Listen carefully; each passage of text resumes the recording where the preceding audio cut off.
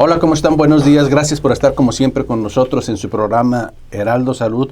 Un placer estar nuevamente. Nos ausentamos un tiempito por cuestiones personales, pero bueno, ya estamos acá y hoy estamos con un tema que es sumamente polémico, muy polémico a raíz del asunto de la pandemia del COVID.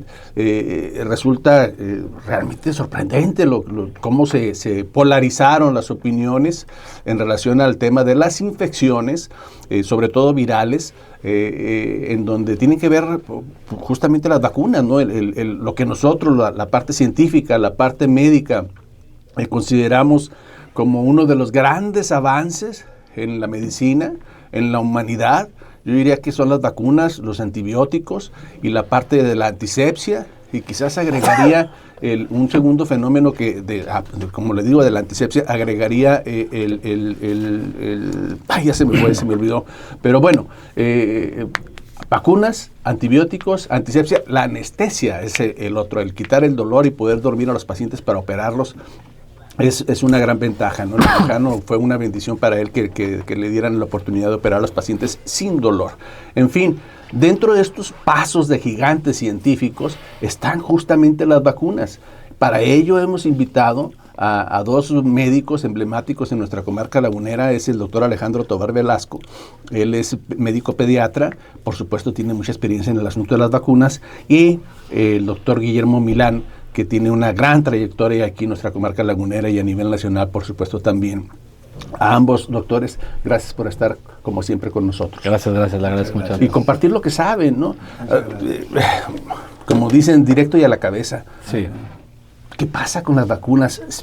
¿Sí o no las vacunas? ¿Por qué hay esa animadversión por momentos? Claro. tan fuerte, tan calcitrante respecto a las vacunas, doctores? Bueno, antes que nada, muchas gracias por la invitación. Y bueno, una de las cuestiones que están generando más problema con la vacunación, precisamente, pues es desconocimiento e ignorancia, ¿verdad? Generalmente las personas que están desacreditando o intentando desacreditar la vacunación, pues no tienen conocimientos científicos, no saben del proceso que hay detrás de una vacuna. Hay años de investigación, hay cientos de ensayos clínicos.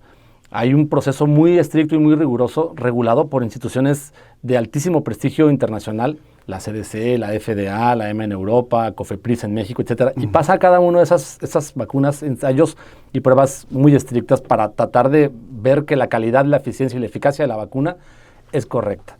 Entonces, realmente garantizando obviamente que la vacuna va a producir el efecto deseado, que es obviamente repercutir en la calidad de vida del paciente, o sea, que no se enferme de esas enfermedades prevenibles por vacunación.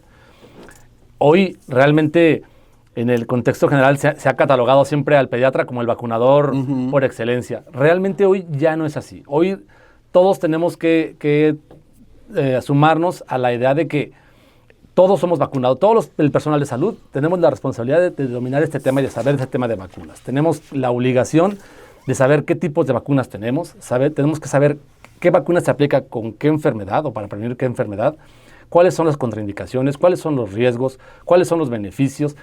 El tener esta información nos va a hacer que el paciente recupere la confianza y que ya no desacredite, y que la gente que no tiene las herramientas, porque generalmente la gente que desacredita pues son artistas, son gente de medios, son youtubers, son tiktokeros, etcétera, pero no tienen este contexto científico que nosotros sí tenemos. Y realmente el proceso de debate deberá ser en esa línea, científico, no en base a creencias, no basado en mitos o en leyendas urbanas o en chismes de boca en boca que se van esparciendo de forma mucho más intensa, ¿verdad? Desafortunadamente los médicos a lo mejor no tenemos tanta la facilidad de poder esparcirlo a través de TikTok o a través de las redes, porque no nos dedicamos a eso y no tenemos a lo mejor ese entrenamiento. Pero la gente que no tiene el conocimiento y que además no tiene la responsabilidad de tener a esos pacientes en su poder, o que a los afecte, pues pueden decir lo que quieran bajo esa parte que tienen para comentar, ¿verdad?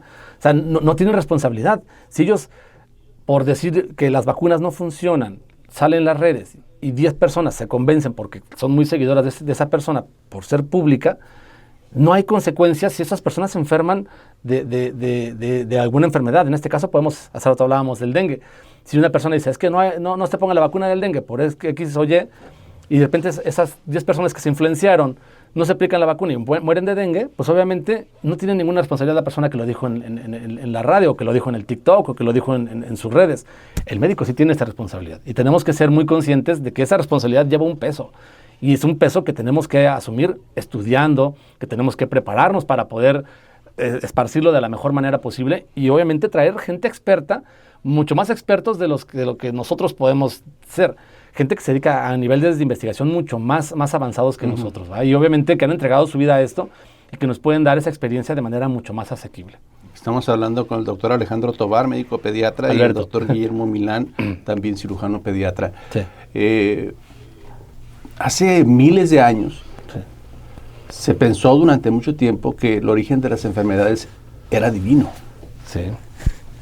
Y tengo entendido que hay grupos religiosos que todavía están con esa, como que retomaron esa idea de que Dios es el culpable y que nos envía las enfermedades y sus remedios, y que por lo tanto no deberíamos de recurrir a las vacunas porque Dios tiene el remedio para eso. Sobre todo grupos evangelistas. Pienso en Estados Unidos, pienso en uno de sus líderes políticos, que es el expresidente Donald Trump, con mucha fuerza y con mucha voz, ¿verdad? Estos grupos pueden tener razón en algún sentido de fe, de religión. ¿Es suficiente eso para desbancar a las vacunas? Definitivamente que no, ¿verdad? Entonces, los hechos científicos nos dan la razón de que definitivamente lo que pasaba antes de las vacunas a lo que está pasando ahora, pues hay una diferencia notable. En relación a los youtubers o líderes en los grupos antivacunas, que así se llaman, es muy importante y fue muy difundido el caso de una licenciada que era la líder en el área de San Francisco y Los Ángeles, ¿verdad?, de la campaña antivacunas. Hace 2 años y pico, ella tuvo tosferina y murió por complicaciones de la tosferina. Una licenciada de 30 y tantos años, ¿verdad?, que no debía de haber sido. Entonces, esos son los casos que podrían ser para la gente que difunde mucho a través de los medios de comunicación. Esos serían los casos donde podrían apoyarnos más nosotros también en que la necesidad de la vacunación, del tener una cartilla, que aquí le llamamos así en México, pero es decir, un sistema completo de vacunación, y poder llevar a cabo esa vacunación en forma adecuada, no nada más en los niños, como decía el doctor Tobar, sino tenemos la responsabilidad en los jóvenes y los adultos también, que deben de tener un sistema de vacunación. Por eso ya no es la cartilla nacional de vacunación, que se llama ya ahora Cartilla Nacional de Salud, y ya existe para los niños, para los adolescentes, para los jóvenes y para los adultos también, y podemos llevar ahí nuestro control. Estoy pensando en la tumba de Louis Pasteur, de Jenner, se está revolcando Mary, la inglesa, la madre de las vacunas. Sí. No les ha de gustar mucho esa idea de todo lo que hicieron, todo ese avance, todas las muertes que se pueden prevenir y se lograron prevenir a través de la vacunación. Y me gusta mucho lo que tú dices, doctor Milán. Hay mujeres jóvenes, madres jóvenes, que pudieran confundirse. Pienso en mujeres de 18, 15 años que crecen con esa idea de que las vacunas pueden o no ser benéficas. Cosa que para nosotros los médicos ya no está en discusión. Y sin embargo se les está sembrando a través de las redes sociales, a través de los medios de comunicación, la duda. Bueno, yo he escuchado, por un lado, que sí pueden funcionar, y por otro lado me dicen los médicos, o algunos médicos me dicen que sí. Y peor aún, algunos médicos en su momento dijeron que no. Es correcto. pienso en el autismo. ¿Tiene que ver las vacunas con el autismo, doctor Tovar? No, ya realmente eso fue otra noticia que salió también tratando de desacreditar las vacunas, sobre todo la vacuna de papiloma. Y se demostró con hechos y basado en la ciencia, obviamente, que no había ninguna relación entre esta parte, ¿verdad? De hecho, el doctor Peter Hotez, que es uno de los líderes mundiales en vacunación, director de la Escuela de Medicina Tropical en Baylor, aquí vecino en Texas, él publicó un libro de que mi hija no tiene autismo por las vacunas, ¿verdad? Su hija tiene autismo y él justifica, él dice, yo a pesar de que mi hija tiene autismo, no estoy... O sea, estoy demostrando y con hechos, porque es de mi familia, que ella no adquirió el autismo o le presentó este problema secundario a las vacunas. Entonces, y él es un líder de opinión. Él está actualmente en disputa completa. O sea, lo han invitado al Congreso de Estados Unidos, precisamente Robert Kennedy Jr., para tratar de desacreditar las vacunas. Y su respuesta siempre ha sido la misma, ¿verdad? La ciencia no se presta a debate si no es en un evento científico. O sea, yo no puedo debatir con un abogado en el Congreso de Estados Unidos si no vamos a... La ciencia es demostrable y para eso tenemos un proceso y un método científico que nos va a llevar a ese resultado que es el más adecuado para el paciente. Se repite, es repetible. La ciencia tiene esa misión y obligación, repetir sus resultados. Claro, y que además ese proceso, si vieran lo que hay detrás, yo tuve la oportunidad de trabajar en ensayos, y si vieran lo robusto que son los ensayos clínicos, realmente se asombrarían. En un ensayo, por ejemplo, que yo trabajaba con las vacunas de COVID para pediatría, hubo un caso de un niño que pasó algo en Polonia, y de repente, a nivel del mundo, en los países que estaba el ensayo, paró por completo. Y resulta que había tenido un accidente de una caída o algo así, y por eso entró al hospital, pero la empresa, ante la duda de saber qué había pasado, porque era un niño que había sido vacunado y estaba en el ensayo, pararon el estudio a nivel mundial una semana. Mientras revisaban qué había pasado. No, fue X situación, vámonos, que siga el ensayo. ¿Va? Pero ellos tienen que estar completamente seguros, y el respaldo que tienen es brutal. O sea, realmente no te dejan ni siquiera entrar a las plataformas para poder hacer un ensayo. O sea, realmente hay que tener confianza, porque esta parte obviamente son empresas y tienen que ganar dinero, pero no lo hacen precisamente con el objetivo de hacerse multimillonarios. Realmente muchas veces es la parte científica. Quizás lo que no ve la gente es que muchos de los investigadores ni siquiera trabajan para esa industria, o sea, trabajan en sus universidades como científicos, van elaborando sus procesos o sus proyectos o sus protocolos, y de repente la industria, al necesitar de alguna vacuna por algún brote nuevo de alguna enfermedad, los buscan, ¿verdad? Y es cuando se patentan y es cuando se hacen todos esos procesos, pero realmente son cientos de investigadores a nivel mundial, o miles de investigadores a nivel mundial, que están constantemente actualizando y renovando estos procesos de vacunas para hacerlos cada vez mucho más eficientes, mucho más seguros, mucho más accesibles, para que puedan darse. La vacuna de COVID es la mejor muestra, ¿verdad? Todo el mundo siempre decía, no, es que la vacuna de COVID es nueva, empezaron a practicar con nosotros. No, la técnica o el proceso de las vacunas de RNA tiene cerca de 20 años. Desde que salió el MERS en el 2002, 2003, por ahí. Entonces, realmente no es una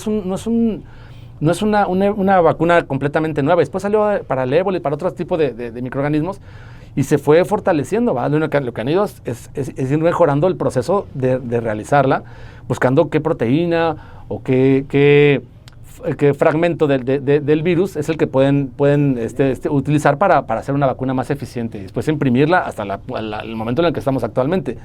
Hoy, desafortunadamente, en nuestro país no tenemos producción de vacunas, por lo menos para uso humano. Pero, por ejemplo, México, que es un líder, o se ha caracterizado siempre por ser un líder a nivel mundial en vacunología, por su cartilla nacional, etcétera, y por tener programas de vacunación muy robustos, hemos visto que hemos sido superados de forma muy importante hoy por países de Sudamérica como Chile, como Argentina, como Brasil. Argentina acaba de producir su primer vacuna de vectores contra COVID. O sea, realmente es información súper relevante, porque una vacuna de vectores de seguro baja mucho más el costo de una vacuna que una vacuna de RNA, ¿verdad? Entonces, es una locura. Estamos hablando con el doctor Alejandro Tovar, médico pediatra, y el doctor Guillermo Milán, también cirujano pediatra. Y quiero agradecerle a ustedes que hayan estado atentos a ese tipo de temas y de información. ¿Podrá ustedes estar o no de acuerdo? Tampoco lo podemos obligar, por supuesto. Nosotros damos nuestra visión, digamos, médica, Y bueno, tampoco se trata de obligar a la gente con sus fundamentos de fe, de religión, o lo que quiera adquirir. Finalmente, al final del camino, la mamá o el papá decidirán si vacunan o no a su pequeño. Es una decisión totalmente propia. Tendrá sus consecuencias buenas o malas. Desde el punto de vista médico, nuestra obligación es recomendarle, sugerirle el por qué sí y el por qué no. Y como siempre quiero agradecer a ustedes que este programa se transmite a través de las redes sociales de Óscar Hernández y también la retroalimentación. Fíjate, tenemos con este asunto de las vacunas, les decía antes de entrar, hubo muchas respuestas, nada más con el título que tuvimos, sí o no, de vacunas, y a nivel de América Latina, sobre todo de Chile, de Colombia, de Bolivia, de Venezuela incluso. Que ojalá nuestros hermanos venezolanos se quiten esa dictadura tarde o temprano para que puedan emerger, incluso en el sector salud, por supuesto, ¿no? Ojalá Maduro termine pronto, no pase de este año. En fin, a lo que voy es que la trascendencia que se tienen a través de las redes sociales es positiva, pero también tiene su parte adversa. La mayor parte de la gente que se contactó a través de las redes sociales estaba en contra de las vacunas. Sí. En contra, yo diría que 9-1. Claro. De los, no sé, 300, 500 mensajes recibidos, la mayor parte eran en contra y todos nos criticaban el conflicto de interés económico. Claro. ¿Hay algo de cierto en eso del económico? Se gana dinero, es por eso que la gente, los médicos queremos vacunar a la gente porque, o las empresas o las farmacéuticas, ¿el asunto es económico? Bueno, en primer lugar quisiera yo comentar lo que es el método científico que mencionaste tú. El método científico tiene como norma que lo que se ha investigado y que se ha difundido pueda efectuarse en otros lugares independientemente de donde se produjo por primera vez. Es decir, yo lanzo una vacuna, pero si esa vacuna no puede ser reproducida en Alemania, en Estados Unidos, entonces no entra en el método científico. Ese es uno. Dos, que la vacuna antes de salir al mercado tiene 3 fases importantes. La fase 1, donde se hace en laboratorio, puede ser en animales, puede ser desde el punto de vista químico. La fase 2, que leemos en los periódicos, donde se hace ya, pasa las pruebas de seguridad y se hace en un pequeño lote de 1,000 o de 2,000 personas, ¿verdad? Voluntarios, que se les dice lo que va a pasar y todo, y están de acuerdo en eso. Y después la fase 3, donde se amplía a un gran lote de personas antes de mandarla al mercado. Ese es uno.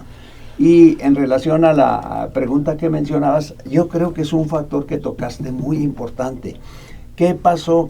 ¿Por qué ha aumentado tanto el número de antivacunas actualmente? Porque no se producen en el país, el gobierno no las puso al mercado, ¿verdad? Fue terrible, por ejemplo, la de vacuna de BCG al nacimiento, ¿verdad? Uh-huh. Antes todos los niños tenían su vacuna a BCG en hospital privado o en hospital de unidad hospitalaria de Seguro Social, o sector salud. Y ahora con este gobierno, entonces se terminó la producción, hubo una buena temporada que no había vacuna BCG, ¿verdad? Entonces se compraba en otro lado, uh-huh, con los vecinos del norte, uh-huh, igual con el resto de las vacunas que fueron suspendiéndose. No había vacuna contra sarampión, paperas y rubiola, no había vacuna hexavalente tampoco, y entonces se traía de otro lado, y ahí el costo, de ahí el costo. Entonces ahorita poco a poco ha ido aumentando ya el aporte del gobierno para que existan las vacunas, y entonces es más fácil convencer a la gente de que sí, se ponga esa vacuna porque hay en el sector salud, porque hay en el ISSSTE, porque hay en... O sea, estoy entendiendo que la carencia de la administración pública de vacunas dejó entrever que entró la industria privada a vacunar y a vender vacunas y dio esa apariencia de que había un interés, un conflicto de interés económico, cuando anteriormente las vacunas se proveían a través del sector público, lo cual debe de ser, ¿verdad? Es lo correcto, garantizar la salud pública a la mayor parte de la población sin costo. Claro, sí, la incluyendo las vacunas, todos, pero las hay vacunas. muchos países, entre ellos Estados Unidos, en que inclusive los seguros de gastos médicos no cubren las vacunas. Pero tienen otro sistema. Tienen un costo. Tienen otro sistema de salud. Ellos, ¿verdad? Sí. Eso fue lo que incidió. Es un factor muy importante que mencionaste, que el paciente tenía, si quería que estuviera vacunado, pues tenía que le costaba, ¿verdad? Y no son baratas. No son baratas, y eso le dolió y empezó a juzgar de esa manera, por decirlo. Pero una cuestión importante, y también ahí apoyando un poco el tema también, es que, por ejemplo, en países que están muy desarrollados, quizás si tienen posibilidades de poder responder de forma hospitalaria con todos los medicamentos, antivirales, antiinflamatorios, ventiladores, etcétera, y toda la tecnología, se tengan una capacidad de respuesta mucho mayor para responder a enfermedades de este tipo. Los países que estamos en vías de desarrollo, lo que le debemos apostar es a la prevención. O sea, no tenemos esa capacidad, ni esos hospitales, ni esa infraestructura para poder responder con esos pacientes. Entonces, es mucho más efectivo poder vacunar a un paciente de COVID a evitar que llegue al hospital y se aviente un mes intubado con tratamiento. Entonces, eso sería muy complicado. La medicina preventiva es más barata. Sí, claro, por mucho. Sí, la medicina preventiva es la mejor opción. Prácticamente se entiende que por $1 que se ponga en vacunas, te ahorras $3 en hospitales. Dólares, ya ni pesos. Dólares. Vamos a regresar, tenemos que ir a una pausa. Vamos a regresar a platicar todavía más de este asunto de las vacunas, del sí o no. Y ¿qué pasa con este asunto de las vacunas, de la vacuna sobre todo? Yo diría de ahora un fenómeno que tiene que ver con los monos y con los simios. Sí.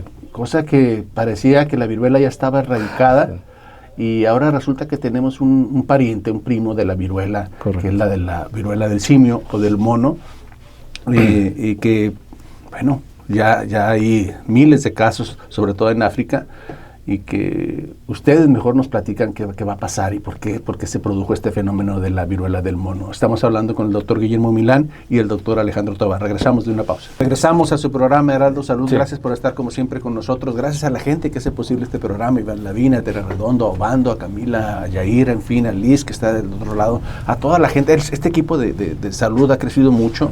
La gente que está también en oficina. Gracias a todos ellos por facilitar y concretar el hablar de estos temas con los médicos de una manera, pues lo más profesional que se pueda, ¿no? Es esto de vacunar o no vacunar, a veces nos va la vida, y cuando se pierde la vida, sobre todo de un niño o de alguien, sobre todo los vulnerables, con los extremos de los ancianos. Les decía yo, tú platicabas ahorita del costo-beneficio.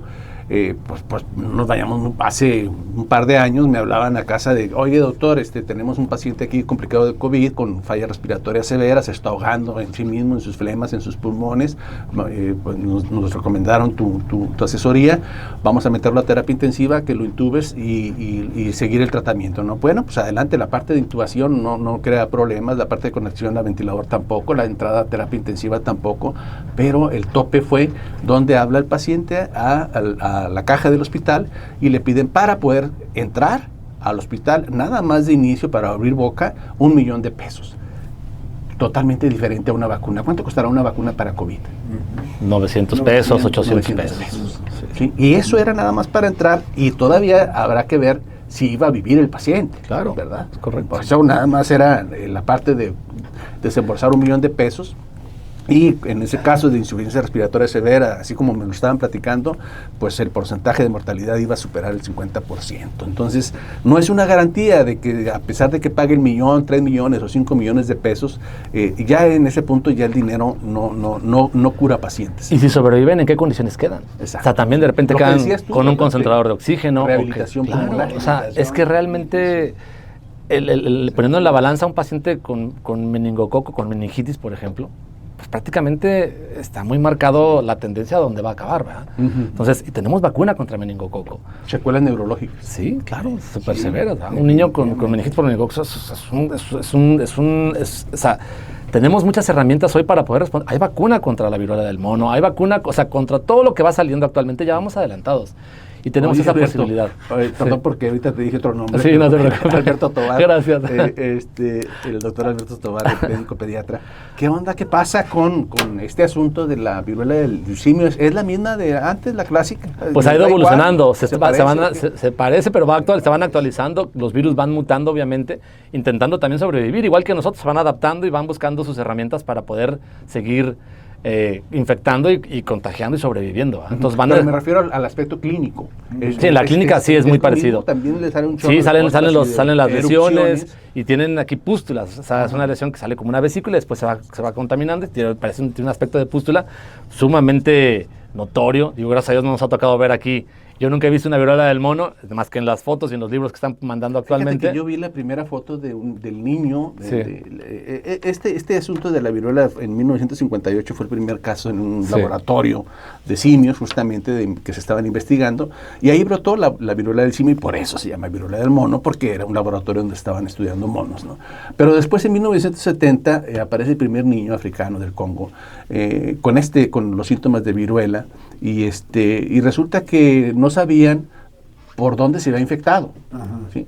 Y ellos suponían que había sido en un festín, en un manjar, que habían comido mono dentro de sus usos, sus costumbres, de comer carne de mono, y para ellos es un manjar la carne de simio. Entonces, y mira dónde estamos. Después de esos casos así reportados, aislados, ahora resulta que estamos acalambrados con el asunto de que si llega o no llega la viruela del simio a nuestro continente. Claro, y hoy, bueno, como les decía, hay herramientas. Ya muchos países, como en el Congo, estaba escuchando las noticias en la semana, que ya va a llegar el primer lote importante para vacunar a toda la población. Es que esto no lo decimos nosotros, doctor Milán y doctor Tovar y doctor Hernández. La OMS lo puso como emergencia. O sea, no es una ocurrencia de ahorita del programa, de que, oye, pues vamos a hablar del mono. Lo puso la OMS como una emergencia sanitaria, lo cual significa que tenemos que tener cuidado todos a nivel internacional. Sí, cuando empiezan a ver que hay un sitio epidemiológicamente donde está el brote, y empieza a haber de repente casos aislados en Europa, casos aislados en Estados Unidos, en América, etcétera, pues es donde salen las alertas. Y obviamente el problema de estas enfermedades, a lo mejor en el Congo ya tienen entrenamiento y los médicos están, obviamente, identificados, saben identificar la enfermedad. Aquí en México, volviendo al tema, yo que nunca he visto una viruela del mono, y probablemente muchos de los que nunca la hemos visto, cuando nos llega a la consulta, si no estamos entrenados, pues vamos a decir, no, pues no tiene nada, es una varicela o es una exantemática convencional, y a lo mejor estamos omitiendo, porque no estamos entrenados y no estamos teniendo en mente ese tipo de enfermedades. Familiarizados. Claro. ¿No? Familiarizados con la enfermedad. Me acuerdo de una sesión, les comento rápido, del Instituto Nacional de Nutrición, uno de los mejores centros médicos de Latinoamérica. Llegamos a una sesión médica y estaban comentando de un paciente con tos y con flema y fiebre, etcétera, crónica, y no daban pie con bola, ¿no? ¿Cuál era el diagnóstico? Y atrás del auditorio alguien le levanta la mano y dice, tuberculosis. Y era tuberculosis el examen. Lo que pasa es que no se había perdido la pista y los casos de tuberculosis recientes. Y la crema innata académica de aquel entonces pues estaba pensando en otras enfermedades raras, cuando era una tuberculosis, cosa que cuando lo piensas, sabes que puede aparecer por todos lados, igual acá con la viruela, ¿no? Tenemos vacuna.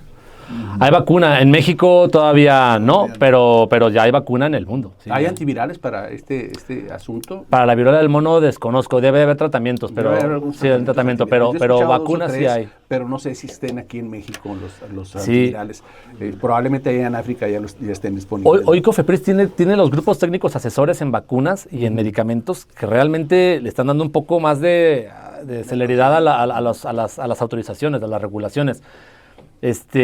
Expertos hay. México tiene un nivel de expertos simplemente en nutrición, el Infantil de México, el INP, el Siglo XXI, etcétera. Esos hospitales de verdad son líderes a nivel del mundo, o sea, a nivel de Latinoamérica. Viene gente de Sudamérica y de Centroamérica a entrenarse en esos hospitales, ¿verdad? Entonces, los que tenemos oportunidad de haber estado en esos sitios, pues obviamente es un lujo y entendemos obviamente los procesos tan robustos que tienen en esas instituciones que nos han entrenado. Y obviamente pues sabemos que tenemos que confiar y seguir apoyando a estas instituciones también para que sigan haciendo investigación, que los muchachos que van saliendo y van estudiando medicina se entrenen en esos sitios y que sigan fortaleciéndose, ¿verdad? La columna vertebral para el asunto de las infecciones, diría yo desde el punto de vista administrativo, de preventivo, corrijo, son las vacunas. ¿Ustedes cómo andan de la columna? Pues, ¿De la qué? de la Columna. columna. ¿Bien? ¿Mal?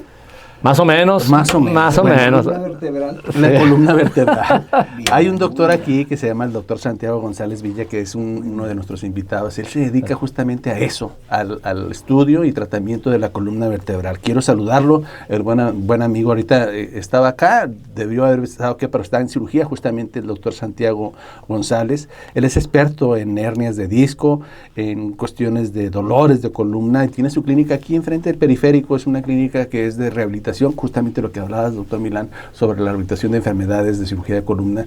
Entonces, si usted tiene algún problema de columna, por favor, acuda con él. Él es el doctor Santiago González, él tiene la solución, seguramente le va a plantear alguna solución en ese sentido para atenderse en el Paseo Miley 1D y 1C, es ahí donde tiene su clínica, es enfrente de la UVM, acá por el periférico. Santiago, ojalá y te vaya muy bien en esa cirugía que estás practicando de columna, sabemos que eres un excelente médico, y por eso te estamos recomendando como cirujano de columna vertebral. Regresando a nuestro tema básico, que es el de las vacunas, ustedes van a tener justamente un congreso para hablar de eso, para hablar de eso, ¿no? Pues uno de los motivos por los cuales están aquí. Es correcto. No cobran, porque todo el mundo nos juzgan por ahí, ¿no? Sí, sí. Pues seguramente va una lana ahí de por medio para los doctores, para invitar y etcétera.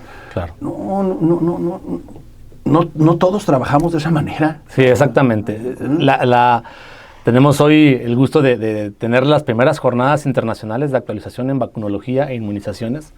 Es el primer evento en México que se hace. Estos en Europa y en Estados Unidos ya son muy, muy persistentes y tienen una agenda ya muy, muy, muy organizada. En México es la primera vez que se hace. Tenemos expositores internacionales fuertísimos, líderes a nivel del mundo en vacunología, asesores de la OMS, asesores de la Unión Europea, asesores en América Latina, en Inglaterra.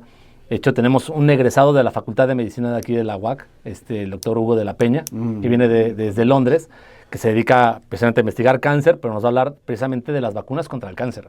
O sea, las vacunas, las nuevas tecnologías que vienen de vacunas contra el cáncer. Entonces, Hugo, lo veía yo en los pasillos cuando tenía la oportunidad de ser profesor de la Facultad de Medicina de la UAC. Sí. Y ya pintaba el muchacho, Un crack. Pintaba el muchacho Un crack, para ser un gran médico, sí. ¿no? Rubio, su tez blanca, los saludo donde quiera que esté, y se veía la pasta y de buena cepa desde el punto de vista profesional. Sí. Mira.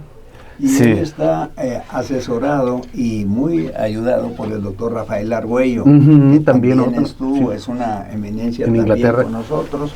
Hablamos con Hugo y vamos a tener la ventaja de tenerlo después de tanto su trabajo que tuvimos para contactarlo.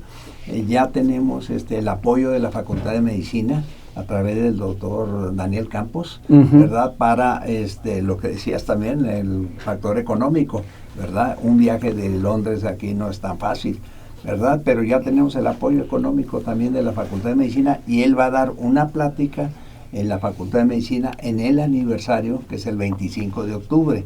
Y nosotros tenemos nuestro congreso el 24, el 25 y el 26 de octubre de este año.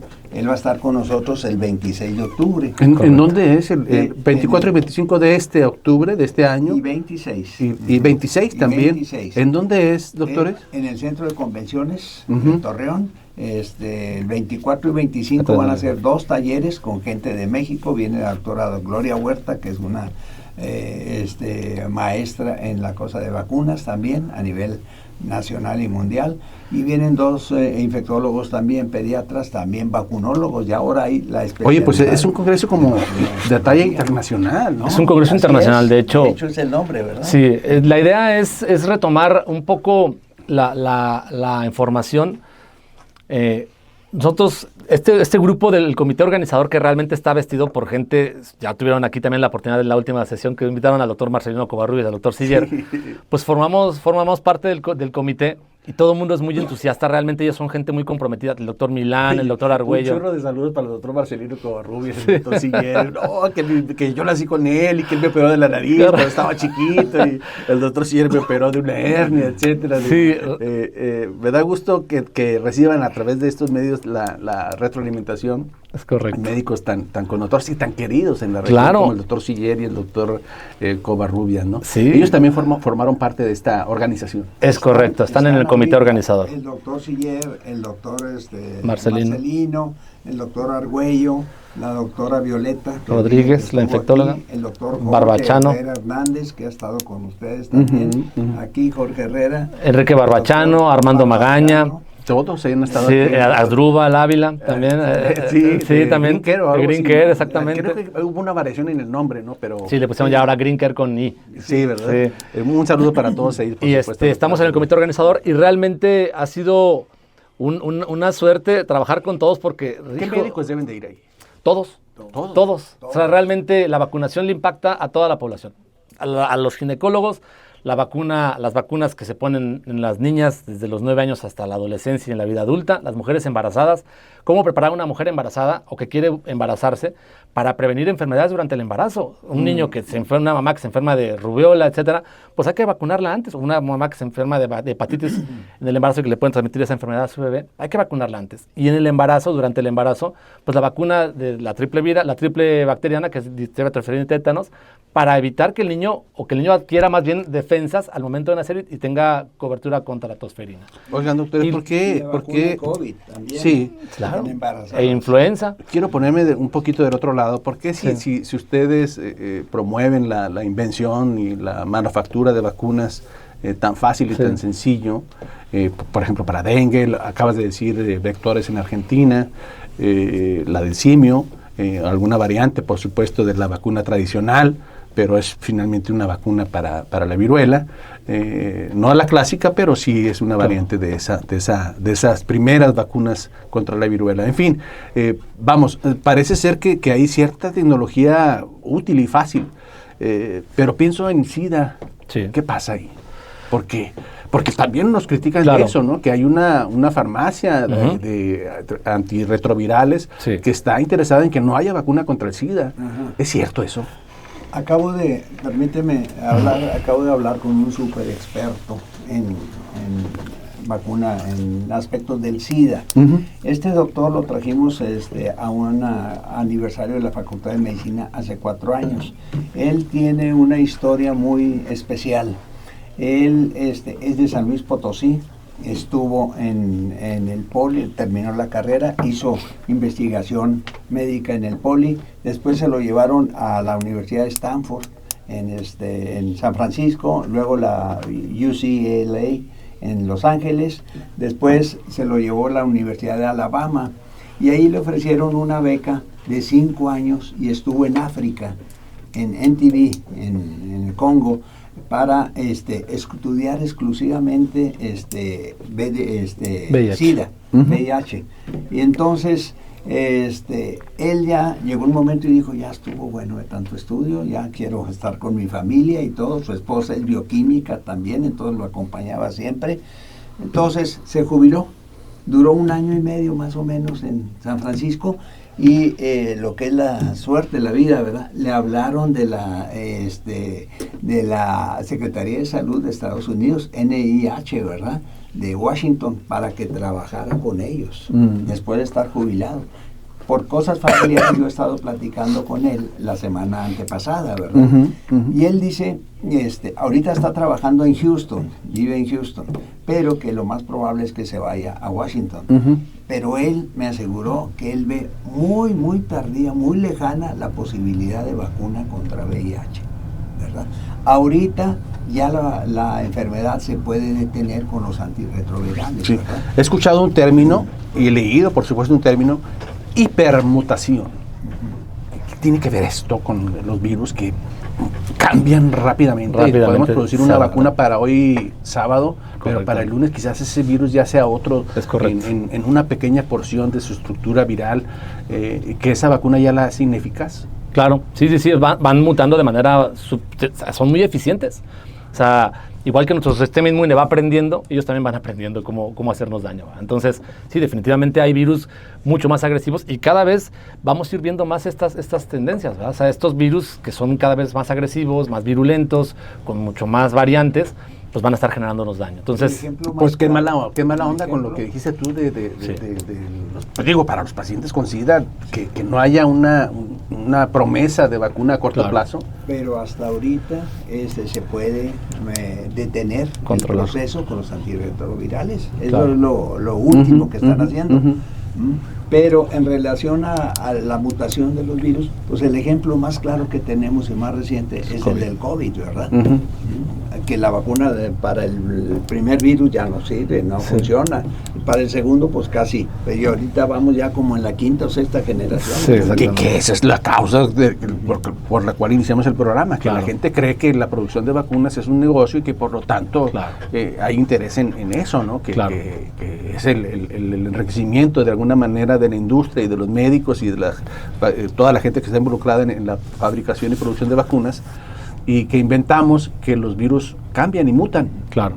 Para ellos es una invención. Claro, sí. O sea, piensan que esas son cuestiones que no les van a tocar o no les van a pasar. Pero realmente si se ponen a pensar, es que la vacuna de COVID a nosotros nos la pusieron gratis. Digo, a lo mejor la pagamos con impuestos, pero fue gratis, ¿verdad? Y los que íbamos a Estados Unidos nos la ponían gratis. O sea, los que tuvimos la oportunidad de ir a Estados Unidos nos la ponían gratis también. Y si estuvimos en Europa también nos la ponían gratis. O sea, realmente te pones a pensar, claro, a lo mejor hubo convenios a nivel del mundo entre las farmacéuticas y el gobierno para pagar, pero lo que querían todos, por primera vez se pusieron de acuerdo para parar una pandemia, que nunca, yo creo que nadie nos había tocado vivirla. Creo que en este congreso, congreso internacional que tiene que ver con las vacunas, principalmente con las vacunas, diría yo, ¿no? Sí, es pura vacuna. Pero quiero enfatizar que es internacional, o sea, la gente que viene es de talla internacional, o sea, se va hacia aquí en nuestra región, en nuestra comarca lagunera, en el centro de convenciones que está por el TCM. Por TCM, exactamente. Tiene una buena capacidad, está nuevecito el centro de convenciones, y ahí se va a desarrollar también una lucha rudos contra técnicos, máscara contra cabellera desde el punto de vista académico y profesional, entre el grupo vacunas y el antivacunas. Así va a ser. Sí. ¿Me permites? Yo quisiera que aquí Alberto nos diera un panorama completo de cómo va a estar la programación de todo el Congreso, porque el Congreso, es muy importante que menciones también las gentes que vienen y de dónde vienen. Viene el doctor Francisco Becerra, él fue subdirector de la Organización Panamericana de la Salud, es un salubrista muy connotado, actualmente está en el Congreso. Bueno, el 90% del tiempo aquí hemos hablado de las vacunas y de los pro vacunas. Sí. Déjame ser imparcial. Sí. ¿Quién viene de los antivacunas? No, lo que traemos nosotros son puros pro vacunas, realmente entonces, no estamos... ¿cómo va a estar ese debate?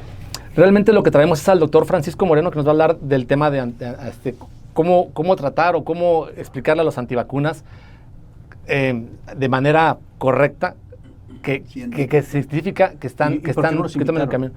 Realmente pensamos que no tiene cabida en el foro discutir un tema que es basado en la ciencia cuando ellos no tienen ese sustento. Entonces, realmente lo que intentamos es fortalecer el conocimiento científico de la vacunación, más que de tratar la parte... ¿No se merecían ese derecho de réplica? Lo pueden tener, lo tienen siempre en las redes. Ellos siempre están constantemente invadiendo las redes sociales, tratando de poner sus ideas. Ahora es el momento de la parte científica, la parte que tiene la verdad. O sea, la parte que no tiene ese proceso de discusión, donde viene gente experta, obviamente, y tendrá toda la facilidad de poder resolver o contestar dudas de toda esta situación, ¿verdad? Pero, ¿qué les costaba invitarlos? Claro. ¿Qué les costaba? Yo creo que sí hubieran aceptado, ¿no? Esa fue mi posición. O sea, ¿qué les costaba invitar a un líder del movimiento antivacunas y que expusiera sus puntos de vista? Claro, digo, a final de cuentas, siempre la posibilidad de estar en un foro de ese tipo, pues obviamente pueden hacer presencia, pero hay otros medios, ¿verdad?, en los que pueden tenerlo. Realmente es como en los congresos nacionales de medicina, en donde sería como invitar a un médico que no se dedicara a la medicina que nosotros hacemos de forma convencional, ¿verdad? O sea, tiene ese peso. Realmente no tendría mucho o sea, sí entiendo contexto. Tu postura desde el punto de vista de decir, bueno, es que nosotros estamos hablando de ciencia y de números y estadísticas, etcétera, y resultados y no resultados. Y ellos, sus argumentos son religiosos, económicos, etcétera, los que sean. Pero para mí en lo particular hubiera valido la pena invitarlos, ¿no? Darle su derecho a la palabra, claro, y que expusieran sus puntos de vista, aunque sea un congreso médico y científico. ¿Tú qué opinas? Esa fue mi posición, exactamente. Desde que empezamos a reunirnos, yo pensé que había que invitar a alguien que representara al grupo. Bueno, si alguien del grupo antivacunas me está escuchando, sí, póngase en contacto con nosotros aquí en Heraldo o a mi consultorio, o le doy mi teléfono, 8711-188749, 8711-188749, va a quedar grabado en las redes sociales, y yo aquí los espero a los movimientos antivacunas, para que nos den su punto de vista, el por qué sugieren y recomiendan no vacunarse, ¿verdad? Okay. Y ahí donde está sentado el doctor Alberto Tovar y el doctor Milán, me encantaría recibirlos a cualquiera de los representantes del movimiento antivacunas. El congreso es 24, 25 y 26 de octubre, doctor Milán. Correcto.